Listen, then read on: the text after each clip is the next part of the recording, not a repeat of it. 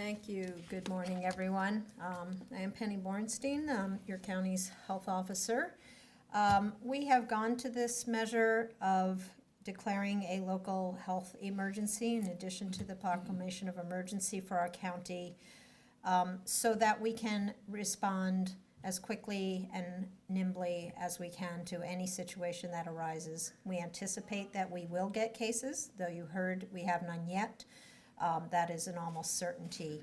And thus, this declaration allows us to do a number of things. We can move personnel quicker.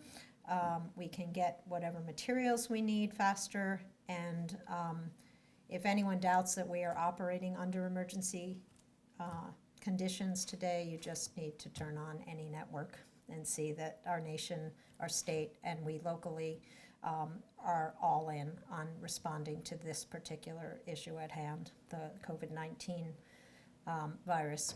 It is proving to be a more deadly than normal virus in the highest risk populations. And by highest risk, I'm really referring to above age 80. We talk about people above age 60 being at higher risk, and that's absolutely true. But it's a continuum. And so the higher the age, the higher the risk. And in that very high risk population of our most elderly individuals, they are at highest risk. So it is really them as well as the people with underlying medical conditions, be it immunosuppression, HIV, cancer, heart disease, lung disease, kidney disease, diabetes. All of those are on the list of conditions for which individuals have a higher likelihood of worse prognosis with this condition. That said, I continue to try to find a measured response. Again, schools, as of today, as I said, I would say that over and over again, as of today, there is no recommendation to shut down the schools. Better part of valor, and especially for people who are vulnerable, and that can be school children who have medical conditions, that they keep 6 foot distance from other individuals.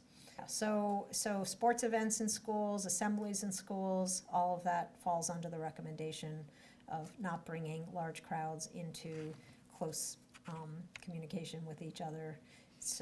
But as to the actual classroom instruction, I know it may not be 6 feet between every student, but I think fairly close to that. And again, with the caveat that that population seems to be relatively spared.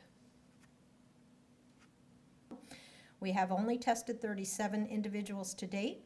We have a capacity for 50 on a daily basis, and because we haven't even been meeting our capacity, yesterday, at my direction, we opened the opportunity to the outpatient provider community to send us patients who they believe have COVID-19 for them to be tested.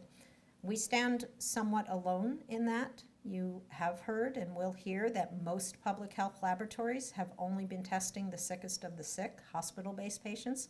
So we're very proud that in this little corner of the world that we have been able to provide a service that most public health laboratories have not yet been able to accommodate.